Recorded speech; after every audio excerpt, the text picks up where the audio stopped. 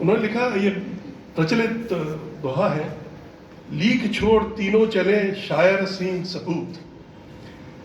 श्री गुप्ता जी एक ऐसे व्यक्तित्व थे, आज हम सब ऐसे ही न्यायमूर्ति का स्मरण करने के लिए एकत्रित हुए हैं जिन्होंने विधिक क्षेत्र में, न्याय क्षेत्र में नए आयाम प्रस्तुत किए हैं। स्वर्गीय न्यायमूर्ति श्री प्रेमचंद्र गुप्त ऐसे ही न्यायविद हुए जिन्होंने अपने कार्य क्षेत्र में नए आयाम प्रस्तुत किए। अपने कोर्ट में मुझे बड़ा सौभाग्य प्राप्त हुआ उनके सामने बहस करने का इलाहाबाद में। मैं भी तब नया नया था, तो मैंने देखा कि वो अधिवक्ताओं को अपना पक्ष रखने के लिए प्रेरित करते थे। निश्चित ही उनका यह प्रयास आज भी अधिवक्ताओं के लिए बहुत प्रेरणादायक है। वे चाहते थे कि हिंदी में बहस हो, पर जोर कभी नहीं देते थे। अगर अंग्रेजी में बोलना, अंग्रेजी बहुत अच्छी थी उनकी, पर वो कभी जोर नहीं देते थे कि आप हिंदी में बोलो, अगर आप अंग्रेजी में हो तो अंग्रेजी में बोलो। आरंभिक दिनों वकालत के उनके समक्ष बैठने का मुझे जब अवसर मिला तो मैंने ये देखा कि वो बहुत शांत रहते थे कोर्ट में। जैसे कहते हैं ना कि एक बहुत सहज और बहुत सुलझे हुए जो न्यायमूर्ति होते हैं, ऐसे थे वो। बहुत विद्वान, खासकर फौजदारी के मामलों में।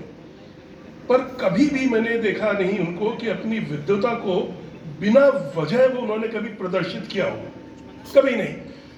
कोर्ट के बाहर मुझे सौभाग्य प्राप्त हुआ कई बार उनसे बात करने का, तो बड़ी बारीकियां समझाते थे फौजदारी के मुकदमे में।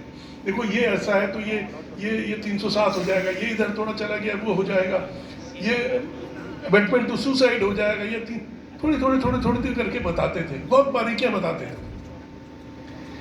आज सच्ची श्रद्धांजलि गुप्ता जी को यही होगी कि हम सामान्य जन की समझ में आने वाली भाषा का प्रयोग करें, हिंदी का ज़्यादा से ज़्यादा प्रयोग करें।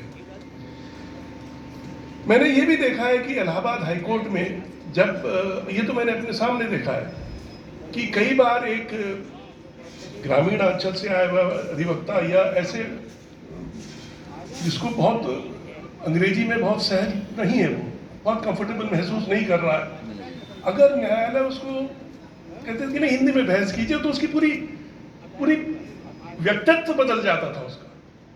तो इतनी बड़ी चीज है भाषा। और इसीलिए ग्रामीण अंचल से आने वाले युवा जब इस क्षेत्र में अपना भाग्य आजमाने आते हैं, तब वे उच्च न्यायालय में अपने को समायोजित करने में कई बार असमर्थ पाते हैं। कई तो हताश होकर इस क्षेत्र को ही छोड़कर चले जाते हैं, और इस प्रकार युवा वर्ग का सहयोग पाने से न्यायालय कई बार वंचित हो जाता है। कई बार बड़े बड़े टैलेंट, उनकी समझ में उनको जो कहने को नहीं मिल रहा है हिंदी में, चले जाते हैं छोड़ के। देखिए, वादी और अधिवक्ता के बीच एक समझ का स्थापित होना बहुत जरूरी है। यह समझ और विश्वास भाषा के माध्यम से ही आती है। जब वादी को यह विश्वास हो जाता है कि उसने अपनी बात अपने अधिवक्ता को समझा दी है, तो वो निश्चित हो जाता है। उसी तरह से अगर अधिवक्ता और न्यायकर्ता के मध्य स्थापित हो जाती है बात, तब वादी आश्वस्त हो जाता है कि चाहे परिणाम कुछ भी हो, उसके साथ न्याय होगा। देखिए, हर एक मुकदमे में दो पक्ष होते हैं, एक हारता है, एक जीतता है। परंतु अगर जो हारता है उसको दुख होता है, जो जीतता है वो खुशी होती है। पर जो हारता है वो कम दुखी होगा अगर उसको ये पता चलेगा कि उसको सुना गया। देखिए, उसके वकील ने उसकी भाषा में बोला पर सुना गया उसको, वो निश्चित रहेगा। इसीलिए हमें ज़्यादा से ज़्यादा हिंदी का प्रयोग करना चाहिए, और खासकर अपना स्वाधीन भारत में अगर अपनी भाषा का प्रयोग न करें तो कैसी बात होगी। कवि श्री भारतेंदु जी ने लिखा है, निज भाषा उन्नति है सब उन्नति को मूल। प्रत्येक पीढ़ी का यह दायित्व होता है कि वो आगे आने वाली पीढ़ी का मार्गदर्शन करे। हमारा भी यह दायित्व है कि इस आने वाली पीढ़ी का मार्ग प्रशस्त करें, भारत और भारतीयता के गौरव को आगे बढ़ाएं। न्यायिक क्षेत्र में इसके अनेक अवसर हैं, हम आगे आने वाली पीढ़ी के लिए एक आदर्श छोड़कर जाएं। विधिक क्षेत्र में कार्यरत और आगे आने वाले युवा भारतीय का पालन हमेशा करेंगे, इसका करेंगे, ऐसा मुझे पूरा विश्वास है। देखिए, दो चीज़ें मैं यहाँ पे और कहना चाहता हूँ कि जैसे श्री बिरला जी ने बताया ही कि पार्लियामेंट में तो काम हो ही रहा है। जैसे कि एक ऐप है जिसको कहते हैं कंठस्थ, उसका नाम है कंठस्थ, शायद बिरला जी की अध्यक्षता में हो रहा है, जिसमें सारी जो अनुसूची है, 8वीं अनुसूची में जो 22 भाषाएं हमारी हैं, उन सारी भाषाओं को हिंदी में, एक तो भाषा हिंदी है, हिंदी में उसका अच्छी तरह से अनुवाद हो जाए। इसी तरह से सुप्रीम कोर्ट में भी एक ऐप है जिसको कहते हैं सुवस। इसमें भी अब जितनी भी 8वीं अनुसूची की 22 भाषाएं हैं, वो सारी की सारी भाषाएं अंग्रेजी से अब वो उनका उस भाषा में अनुवाद हो रहा है। अभी फिलहाल 18 भाषाओं में हो रहा है, ज़्यादातर काम हिंदी में हो रहा है। अब तक करीब 70,000 से ज़्यादा केसेस हिंदी में आ चुके हैं उसमें। तो ये एक बहुत बढ़िया ऐप है, आप एक बटन दबाइए, आपको पता चलेगा, आपकी भाषा में पता चल जाएगी चीज़। ये अच्छे कदम हुए हैं कुछ सालों में। देखिए, एक और चीज़ मैं यहाँ पे आपसे बताना चाहूँगा। देखिए, मेरी मातृभाषा हिंदी है और मैं चाहूँगा कि हिंदी का विकास हो, यह भाषा ज़्यादा से ज़्यादा लोगों के पास पहुँचे, ज़्यादा से ज़्यादा हिंदी के चाहने वाले, हिंदी से मोहब्बत करने वाले, इनकी तादाद और बढ़े, ये मैं हमेशा चाहूँगा। पर ये मैं कभी नहीं चाहूँगा कि मेरी भाषा कभी किसी पे थोपी जाए। देखिए, मैं एक उदाहरण देता हूँ आपको, और इसका जिक्र बिरला जी ने भी किया कि हमें सभी भाषाओं का आदर करना चाहिए। बहुत साल पहले, 30-35 साल पहले मैं बद्रीनाथ गया था। तो बद्रीनाथ से आते वक्त हमारी गाड़ी खराब हो गई, तो मुझे लिफ्ट दी एक सज्जन थे, बड़े विद्वान, वो दक्षिण भारत के थे, दुरास्वामी करके, शायद श्री दुरास्वामी करके उनका नाम था। वो हिंदी का प्रचार कर रहे थे दक्षिण भारत में। जैसे होता है ना, आप किसी के साथ सफ़र करते हैं तो बातचीत शुरू हो जाती है।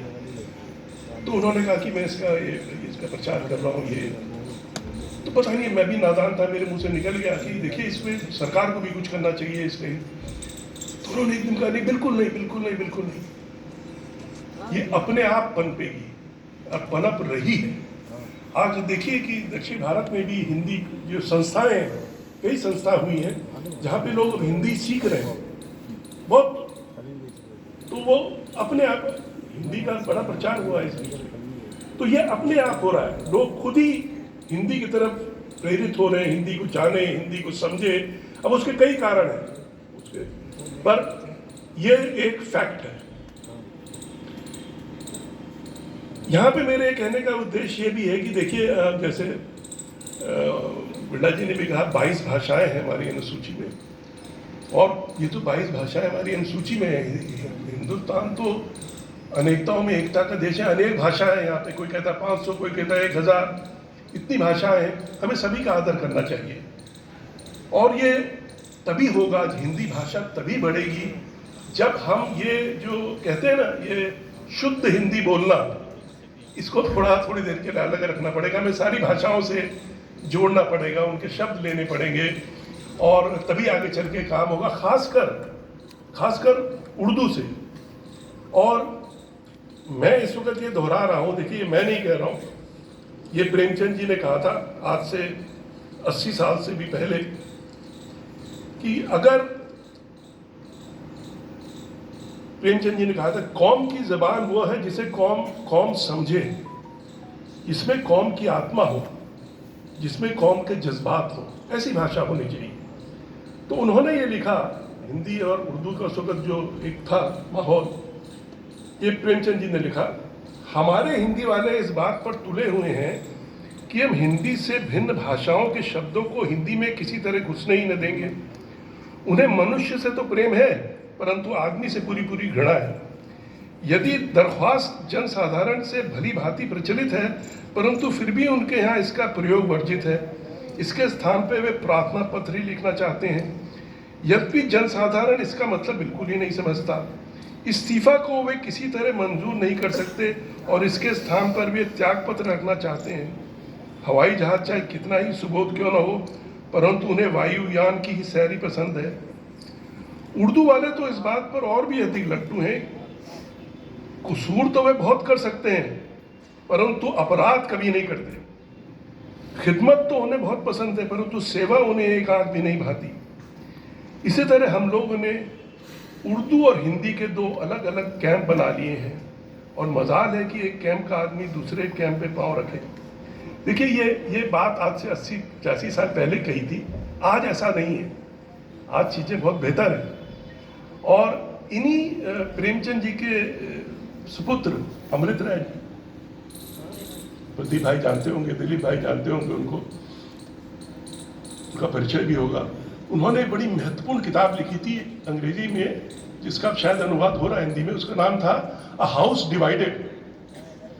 और उस किताब में उन्होंने लिखा, ये पूरे एक जो भाषाविद हैं, जो भाषा को जानते हैं, उनका उदाहरण लेते हुए चीज कही कि हिंदी और उर्दू है दोनों एक ही भाषा है, लिपि भाषा नहीं होती। तो इतना चाहिए कि ज्यादा से ज्यादा हम एक दूसरे का वो करें। और अंत में मैं हमारे एक पोएट हैं शमशेर बहादुर सिंह, उनकी एक कविता है छोटी सी 2 लाइन, उससे अंत करना चाहूंगा। वो अपनों की बातें, वो अपनों की खूबू, हमारी ही हिंदी हमारी ही उर्दू, ये कोयल और बुलबुल के मीठे तराने, हमारे सिवा इनका रस कौन जाने। धन्यवाद।